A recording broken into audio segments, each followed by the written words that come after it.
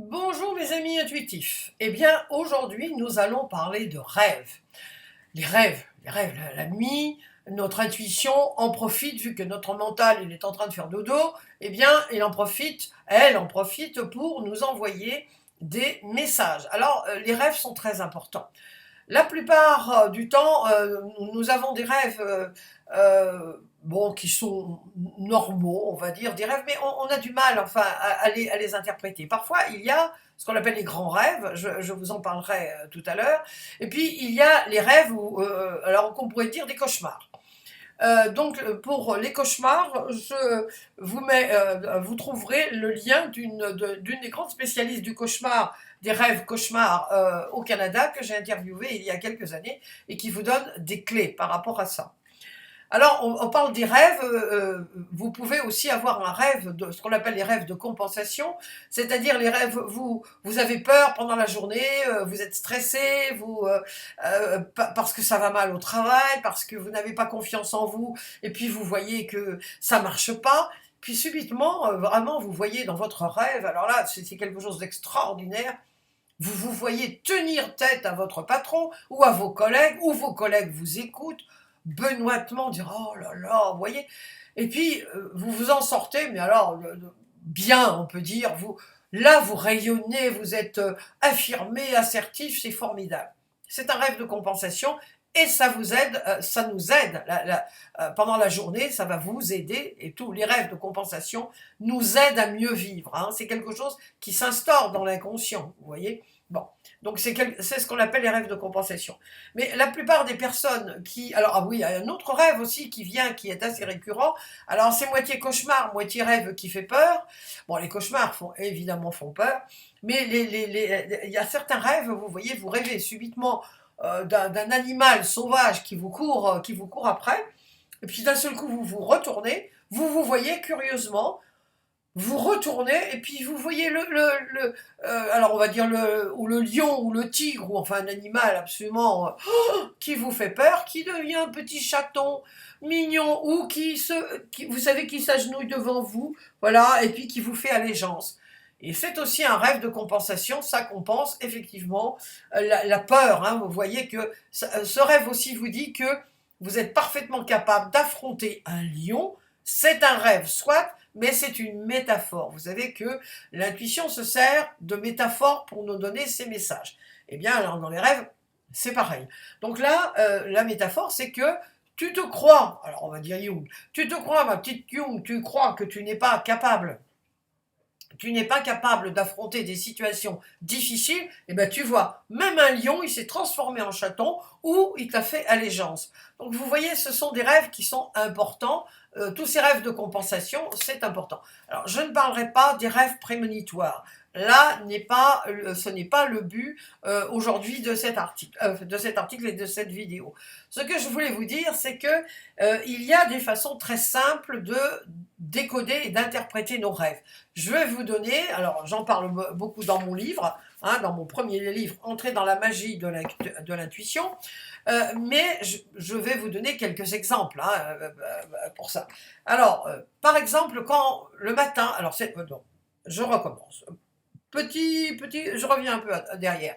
La première chose que vous ayez à faire le soir, c'est d'avoir un petit carnet, un petit crayon, et puis dès que vous vous réveillez, vous notez votre rêve au présent. C'est pas j'ai rêvé que, non. Je suis en train un lion est en train de me poursuivre et je lui fais face. Vous voyez, c'est pas je lui ai fait face, je lui fais face. Tout est au présent. Alors vous notez. Si vous ne vous souvenez que de quelques mots, ça ne fait rien. Notez les quelques mots, c'est suffisant, voilà, c'est intéressant. Vous allez voir que vous pouvez quand même interpréter ce que votre intuition, enfin ce que vos rêves viennent vous apprendre, vous enseigner ou vous transmettre. Voilà. Donc vous avez votre petit carnet, ou grand carnet, hein, je dis petit, moi j'ai toujours à l'habitude du petit carnet et votre crayon, et voilà. Déjà, avant de vous endormir, vous vous dites que vous allez parfaitement vous réveiller, vous vous réveillerez demain matin en vous souvenant parfaitement de vos rêves. Ça, c'est important, c'est l'intention. Oui, oui, demain matin, je me réveille et je me souviens parfaitement de mes rêves. Alors, je vous dis tout de suite, ça ne marchera pas à tous les coups. Bon, mais c'est important que vous répétiez toujours la même chose. Il y a un moment donné, là-dedans, ah oui, oui, c'est vrai que là, il faut qu'on se souvienne des rêves. Petite parenthèse, les rêves dont vous vous souvenez immédiatement, c'est ce qu'on appelle de grands rêves. Mais je vous en parlerai tout à l'heure, comme je l'ai dit. Alors, donc, ça, c'est avant de vous endormir. Le matin, vous vous réveillez, vous notez vos... Voilà. Et puis, là, très important, vous notez les mots, hein, tac, tac, tac, ou vous notez votre rêve, et très important, vous mettez quel est votre sentiment. Parce que, par exemple, si vous étiez au départ, vous aviez un, comment dire, vous aviez un lion et puis qui vous poursuivait, vous étiez affolé. Mais à la fin, vous êtes revigoré, courageux, content, heureux, en pleine forme. Donc vous mettez ce que vous sentez. Vous voyez, ça c'est très important et vous mettez un titre. Ça, je me suis rendu compte au fil des années que mettre un titre, c'était voilà, on résumait, en réalité on résume l'impression générale et parfois on ne se rappelle pas complètement ou on se rappelle qu'un petit peu, une partie du rêve et le fait de mettre un titre immédiatement, eh ben voilà, ça marque. Hein, c'est comme si c'était une photo. Voilà. Alors ça peut être, par exemple, là j'avais pris l'élixir de mort, un rêve, un grand rêve que je viens de faire, c'était la bague est sauvée, la bague de mamie est sauvée. Euh, alors ça peut être une révélation inattendue, ça peut être aussi un voyage plein de surprises. Vous voyez, paf, un voyage plein de surprises. Alors la deuxième chose, alors donc c'est le titre, hein, c'est, tout de suite ce que vous ressentez, le titre. Bon. Et puis après, si vous avez un peu de temps, qu'est-ce qui se passe dans votre rêve? Qu'est-ce qui se passe? Ben voilà, ça c'est la méthode d'Edgar Cayce. Je vous en parlerai plus avant, enfin la fois prochaine, mais moi c'est comme ça que je décode maintenant tous mes rêves, c'est rapide, et puis vraiment c'est d'une précision extraordinaire, et ça va à l'essentiel. C'est surtout ça, on ne se perd pas dans les détails parce que quand on est novice dans l'interprétation des rêves, généralement on se perd souvent dans les détails et on passe à côté de choses évidemment importantes dans les actions ou dans ce qui découle de la fin du rêve ou du début du rêve. Bon. Donc qu'est-ce qui se passe dans votre rêve? Vous voyez, qu'est-ce qui fait, qui fait quoi? Voilà, c'est un lion qui poursuit une personne qui se sauve. Ou c'est quelqu'un qui fait face, c'est une personne qui, malgré le danger, fait face à un animal sauvage. Voilà, et ben voilà.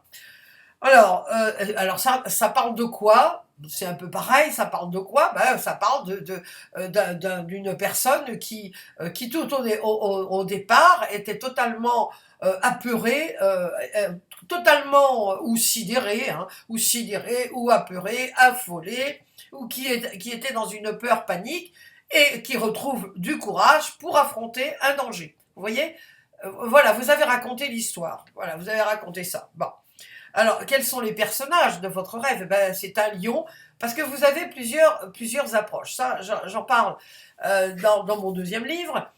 Il y a toujours dans l'intuition, dans ce que vous faites, ou pour le tarot, ou pour vos images intuitives, ou quand vous décodez quelque chose que vous visualisez, hein, vous visualisez une image, il y a toujours plusieurs angles d'interprétation. Alors, on repart sur l'histoire du lion qui vous courez après. Alors, vous pouvez être du côté du lion qui court après la personne, ou vous qui courez parce que vous êtes affolé, ou parce qu'à un moment donné, le personnage, qu'est-ce qu'il fait? Il se retourne, il affronte le lion, et le lion, c'est un des personnages, oh, il fait allégeance, et donc vous êtes sauvé. Vous voyez? Donc, il y a aussi, en combinant les deux, on pourrait dire, une personne se croyait perdue, une personne se croyant perdue ose affronter le danger. Voilà, par exemple. Vous voyez? On a mis les deux. Donc vous donnez des détails, mais toujours dans la simplicité. Ne cherchez pas midi à 14 heures. Plus vous allez vous compliquer, plus l'interprétation sera difficile. Ça, c'est valable pour toute l'intuition. Je suis, pour les personnes qui me suivent, qui me lisent ou qui ont l'habitude de me suivre sur mes blogs, je suis une inconditionnelle de la simplicité. Mais vraiment, plus c'est simple, plus ça marche. Enfin, pour moi, hein, ça n'engage que moi, mais plus c'est simple, plus ça marche. Donc, soyez simple et vous allez voir que vous allez très rapidement décoder, interpréter vos rêves. Alors, c'est pour les rêves, mais évidemment, on parle aussi des messages intuitifs. Ça, c'est des messages intuitifs. Alors, qu'est-ce qui... vous voyez, par exemple, là, je dis, c'est un homme qui est poursuivi par un sanglier sauvage, il est acculé et il a peur. Après, évidemment, va y avoir le décodage par rapport à votre vie. Hein, on est bien sûr. Alors, vous avez donc les angles d'interprétation. Alors, vous n'êtes pas obligé de parler de tout, des personnages. Je vous donne seulement comment dire, des angles d'interprétation possibles. Après ça, vous pouvez, par exemple, si vous vous souvenez parfaitement bien d'un rêve, je vous conseille de commencer donc le titre, sentiment, évidemment vous racontez votre rêve, ça c'est bien sûr, l'ambiance, donc l'ambiance, le sentiment dominant, c'est-à-dire si vous êtes apeuré, quand vous vous réveillez, vous n'êtes pas à l'aise, ou pas, enfin, ça parle de quoi, hein, ça parle de quoi, quelle est l'histoire, qu'est-ce qu'on vous raconte, quels sont les personnages, que font-ils, que disent-ils, qu'éveillent-ils, alors quels symboles apparaissent. Vous pouvez avoir, alors là déjà, c'est déjà un peu plus compliqué, mais non, vous pouvez, des personnes sont très, comment dire, branchées, on va dire, sur la symbolique. Donc, quels sont les symboles? Ah, je vois un paysage parfaitement désertique, il y a juste une petite fleur dans ce paysage désertique qui pousse. Le symbole, c'est vraiment la terre qui est aride. La terre est aride, ça manque d'eau. Rien ne pousse sauf cette petite fleur. Vous voyez? Donc, qu'est-ce que ça veut dire pour vous? C'est aride. Ça manque d'eau. On s'étonne. Alors là, évidemment, on peut s'étonner que malgré cette aridité, il n'y ait qu'une petite fleur qui pousse. Vous voyez? Donc, vous voyez, c'est la symbolique. Vous voyez la symbolique de l'eau. Alors, vous voyez, par exemple, vous êtes en vacances et puis vous êtes sur un bateau et il y a des vagues et il y a des vagues, hein, ou au contraire. Alors, c'est le calme plat, voyez-vous. Donc, en fonction de la symbolique de l'eau, si vous voyez une eau calme, bah c'est calme, c'est tout simplement ça, on va au plus facile. Si vous voyez de grandes vagues, bon bah là c'est tourmenté, ça va, ça vient. Donc vous voyez, par rapport au symbole qui vous accroche, bah vous le décodez. Qu'est-ce que ça évoque pour vous? Il y a une raison si vous avez été attiré par cette eau qui est tumultueuse, ou au contraire, l'eau qui est, vous ne voyez par exemple, vous voyez un paquebot ou un bateau, et vous êtes attiré par l'eau qui est calme, par exemple, ou le contraire. Bon, alors, quels sont les objets de ce rêve? Alors, les objets, alors ça peut être le gros objet, comme un bateau par exemple, ou vous avez un rêve, et puis, moi dans le rêve, alors là j'arrive aux rêves qui sont les rêves importants. Les rêves importants, ce sont les rêves souvent que vous voyez en couleur, mais pas toujours, hein, parce qu'il y a toujours des exceptions, mais ce sont les rêves qui, au bout d'un certain temps, sont toujours là. C'est-à-dire que le rêve est volatile, hein, c'est pour ça que c'est important, tchouf, dès que vous vous réveillez, de ne pas bouger le moins possible, vous tournez et hop, ça y est, ou vous remémorez votre rêve et immédiatement vous tournez, vous ouvrez les yeux et vous allez écrire, mais c'est très volatile. Le rêve, on se dit « oh, je vais m'en souvenir », puis après, plus rien. Donc les grands rêves, ce qu'on appelle les grands rêves, ce sont les rêves qui vous restent. Moi j'en ai deux, hein, j'en ai deux rêves vraiment importants. Je parle de l'élixir de mort dans mon premier livre. Et puis il y a quelques jours, j'ai fait un rêve, un très grand rêve, parce que en vous en parlant, je m'en souviens comme si c'était là maintenant que je me réveillais. J'avais une bague, j'avais un écrin rouge, qui est l'écrin rouge dans les bijoux. Je sais que c'est de chez Cartier. Et je sais parce que ma mère avait comment dire, une bague de chez Cartier que mon père lui avait offert, et c'était dans un écrin rouge. Bon, c'est important la couleur rouge, et vous allez voir pourquoi. Et j'étais donc dans un café, et pour une raison que j'ignore, j'étais en train d'écrire, de lire, enfin de faire mes petites affaires, et je laisse cet écrin avec une bague extrêmement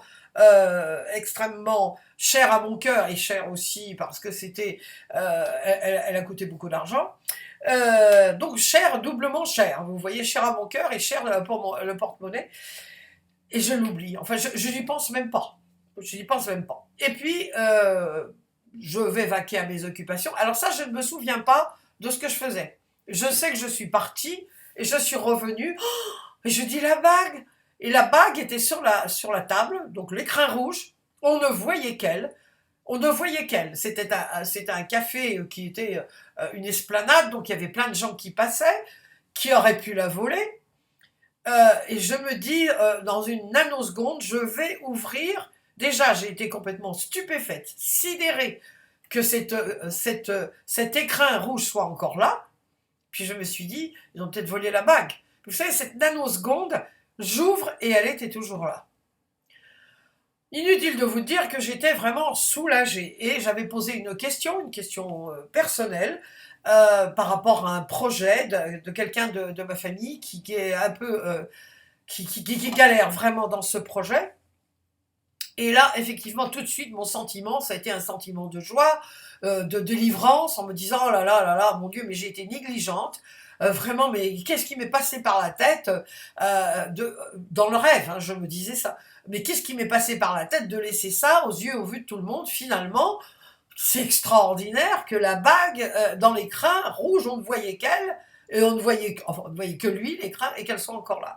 Et donc j'en ai déduit que, dans une situation, une personne, par son imprévoyance, a failli se faire dérober un bien inestimable. Vous voyez, a failli se faire dérober un bien inestimable.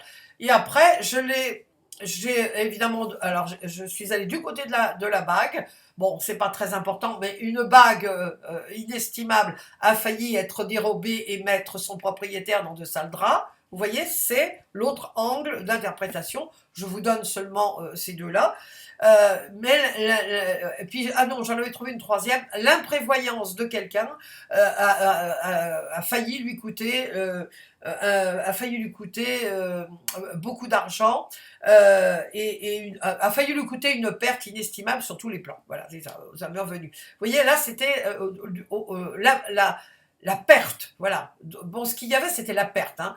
Donc, le titre, c'était ce que je vous ai donné. Et le décodage, ça a été à partir du moment où j'ai fait ces angles d'interprétation, mais dès que j'ai commencé à écrire mon rêve, je me suis dit, bon, les personnes, c'est vrai, ont versé beaucoup d'argent dans ce projet, mais ils pensent qu'ils vont tout perdre, ce qui était le cas, parce que c'était aussi ma question, dans ce projet, comment cela va-t-il se passer, etc., par rapport à l'argent et au projet. Donc là vraiment, je me suis dit, bah oui, c'est positif, bon, ils ont été imprévoyants, c'est vrai, ils ont été imprévoyants, ils ont fait confiance, mais voilà, la réponse est là, cette bague inestimable, d'un prix inestimable, et surtout parce que c'est un héritage de ma mère, c'est extraordinaire, vous voyez.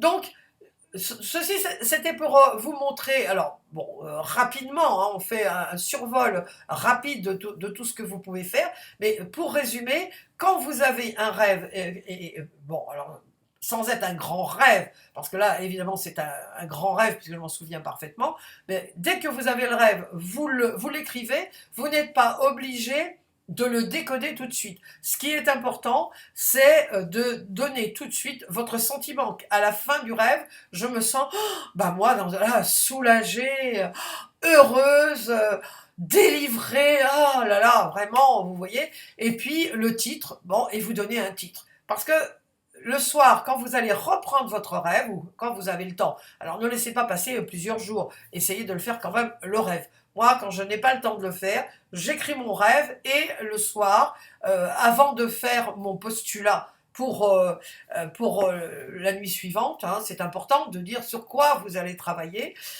ou pour vous exercer à l'anglais, j'en sais rien, à la visualisation, à ce que vous voulez. Enfin, voilà, vous travaillez sur quelque chose.